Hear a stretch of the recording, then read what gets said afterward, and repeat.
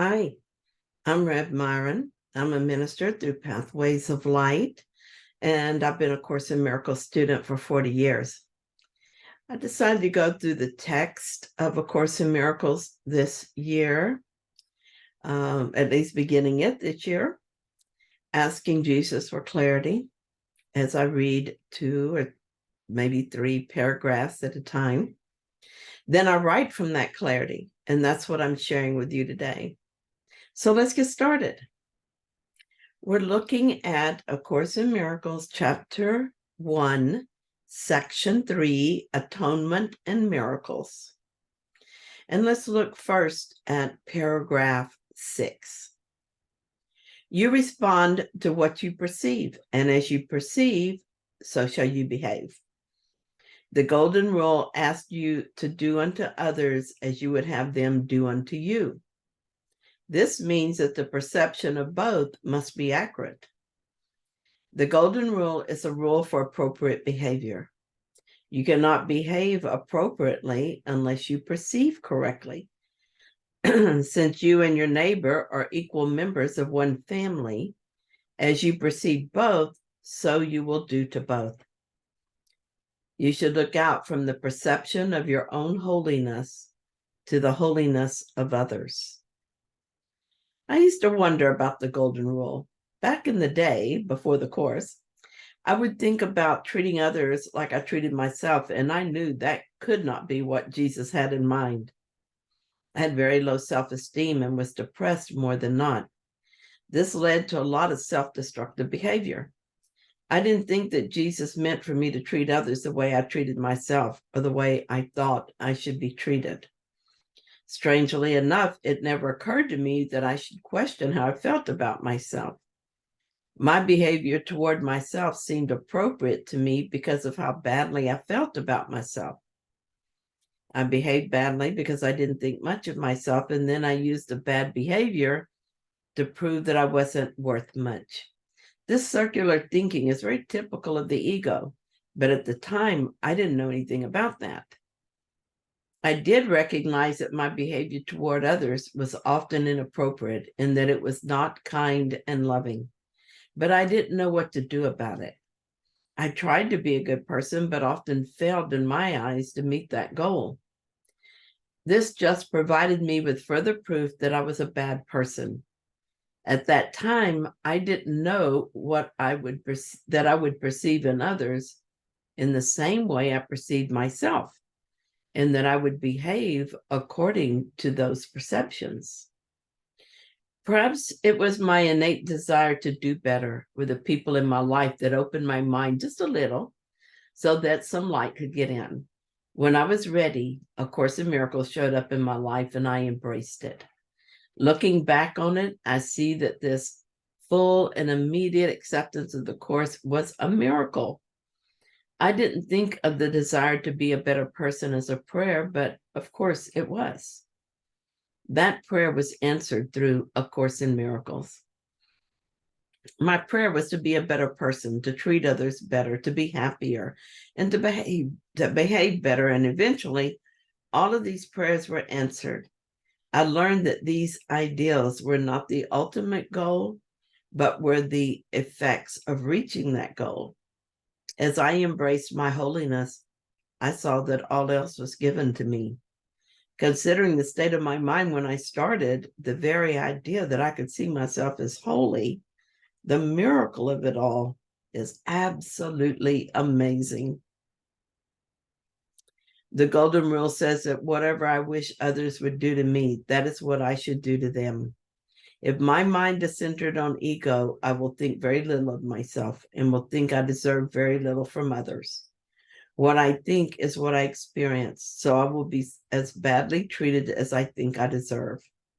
Being badly treated, I will both defend through attack and so treat others badly, and will at the same time have my original premise reinforced. If I'm badly treated, I will believe I must deserve that treatment. When it becomes overwhelming, I project it outward onto others. I see them as a cause of my misery, completely forgetting that the whole cycle began with me. Now that we're back to me, let's look at the way to break that cycle. As we go back to the central idea from yesterday, we find our answer. Spirit is in a state of grace forever. Your reality is only spirit. Therefore, you are in a state of grace forever. I'm in a state of grace forever. And so I'm very holy. From a perspective of unworthiness, I see proof of unworthiness wherever I look. From this new perspective of holiness, I look out at the world and I see holiness. The miracle is not that everyone suddenly became holy, but that I suddenly recognized my own holiness, and so was able to recognize the holiness of everyone else. Could it have always been that simple? Apparently so. The ego is constantly waging a war against my holiness, trying to convince me otherwise and pull me back to the dark side. But I'm not interested, or at least I'm not convinced. I do respond to the seeming proof of my guilt once in a while, but those occasions are rare now and becoming more so all the time. I just don't believe it anymore, so it can't hold my attention for long. The more certain I am of my holiness, the more certain I am of yours.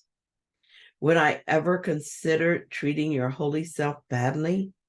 Would I consider treating my holy self badly? Absolutely not. So if my behavior is not appropriate to our state of holiness, then I must have slipped back into the ego briefly, and I'm temporarily confused about our identities. So don't take it personally. It was obviously not about you, but about me. You haven't changed. You are holy now and forever. I just forgot for a moment who I was. So let's look at paragraphs 7 and 8. 7 says, miracles arise from a mind that is ready for them. By being united, this mind goes out to everyone, even without the awareness of the miracle worker himself. The impersonal nature of miracles is because the atonement itself is one, uniting all creations with their creator. As an expression of what you truly are, the miracle places the mind in a state of grace. The mind then naturally welcomes the host within and the stranger without. When you bring in the stranger, he becomes your brother. And paragraph 8 says, that the miracle may have effects on your brothers you may not recognize is not your concern. The miracle will always bless you. Miracles you are not asked to perform have not lost their value. They are still expressions of your own state of grace. But the action aspect of the miracle should be controlled by me because of my complete awareness of the whole plan. The impersonal nature of miracle-mindedness ensures your grace, but only I am in a position to know where they can be bestowed. So these paragraphs feel like a review for the most part. Miracles arise from a mind that is ready for them. We become ready for them through our forgiveness work. In forgiving, we allow our minds to be purified. We allow the Holy Spirit to undo all that we have done, leaving us in our natural state of holiness. From our holiness, the miracle blesses our holy brothers. And by uniting this mind, it goes out to everyone, even without the awareness of the miracle worker himself. I must admit that when I think about performing miracles, I think of people I think should have them. This is absolutely not my job. My job is to allow my mind to be healed so that it can be used in the performance of miracles. Miracles are for everyone ready for them and will reach their target because there is only one mind. No one is special. I also do not need to know that I have done anything or what that might look like or to whom it might have been directed. My job is to be miracle ready and to trust. The impersonal nature of miracles is because the atonement itself is one, uniting all creations with their creator. Through the atonement or the undoing, we return to our true nature. We let go of all belief in separation and see ourselves as one whole with each other and our Father. This oneness is a reason miracles are impersonal. As one whole self with no separation, there is also no specialness. No one person is more deserving or needier. At the same time that a separate brother is awakening, the entire sonship benefits from that awakening, and that's the goal. As an expression of what you truly are, the miracle places the mind in a state of grace. The mind then naturally becomes a host within and the stranger without. When you bring in the stranger, he becomes your brother. Well, okay, I love everything about this. I ask for the miracle that places my mind in a state of grace, and I gladly relinquish all I thought I wanted instead. As I let go and let my mind be healed, I welcome the host, that is the Holy Spirit, and step aside so that he can do this work through me. Also, I welcome the stranger. I welcome him home to the place I find myself. I welcome him to comfort and support and peace. As I welcome him as my brother, he is no longer a stranger. My friend has a daily process in which he asks the Holy Spirit to take him to God. He also brings a friend, whoever happens to be on his mind at the time. I hope he brings me sometime. This is a place of miracles. So from paragraph 8. The miracle may have effects on your brothers that you may not recognize is not your concern. The miracle will always bless you. What a great arrangement. I give my mind for purification, and from this healed place, I welcome the Holy Spirit to bless any of my brothers with a miracle.